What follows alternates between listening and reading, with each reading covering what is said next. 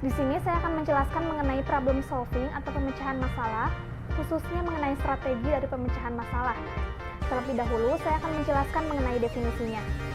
Problem solving merupakan sebuah mindset atau pola pikir yang mampu membawa individu berpikir secara positif untuk mencari jalan keluar dari sebuah permasalahan.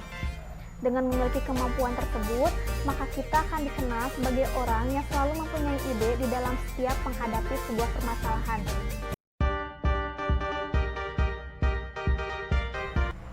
Selanjutnya, saya akan menjelaskan mengenai strategi dari pemecahan masalah atau problem solving. Ada 3 strategi yang digunakan untuk memecahkan masalah. Yang pertama adalah subgoaling, yang kedua algoritma, dan yang terakhir adalah heuristik.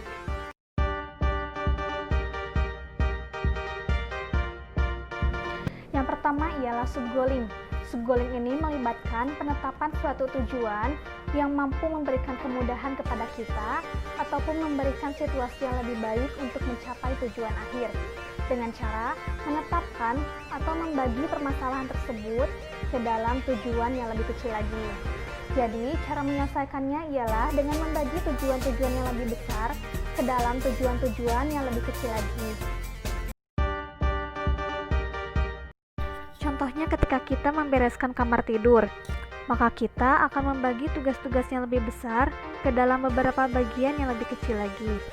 Misalnya, kita membereskan pakaian terlebih dahulu, kemudian kasur, lemari, dan seterusnya, sehingga hal itu mempermudah kita untuk mencapai tujuan akhir.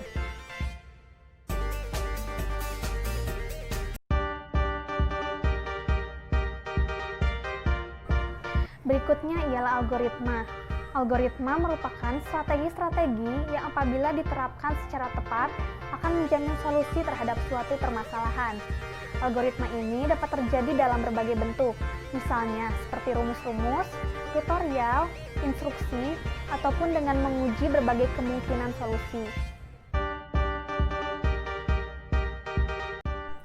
Contohnya ialah saat kita kebingungan ketika sedang memasak, maka kita akan melihat ke dalam buku resep ataupun melihat tutorial yang ada di YouTube.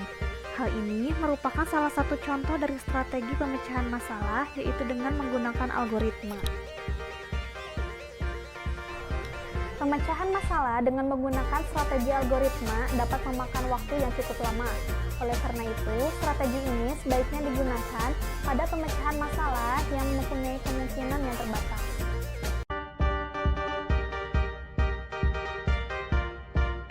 Yang terakhir ialah heuristik, yaitu strategi yang memberikan solusi jangka pendek dengan menggunakan jalan keluar atau panduan yang mengarahkan, namun tidak menjamin keberhasilan solusi tersebut untuk setiap permasalahan.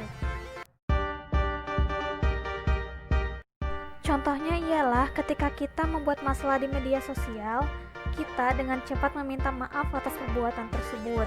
Padahal sebenarnya, permohonan maaf tersebut belum tentu dapat meredakan permasalahan yang sebenarnya. Heuristik umumnya sangat efektif ketika kita bekerja dengan konten yang tidak dikenal. Sementara itu, heuristik akan kurang efektif dalam ranah yang telah dikenal, karena ketika kemampuan dalam ranah spesifik kita berkembang, secara otomatis kita akan menggunakan pengetahuan prosedural yang telah kita miliki.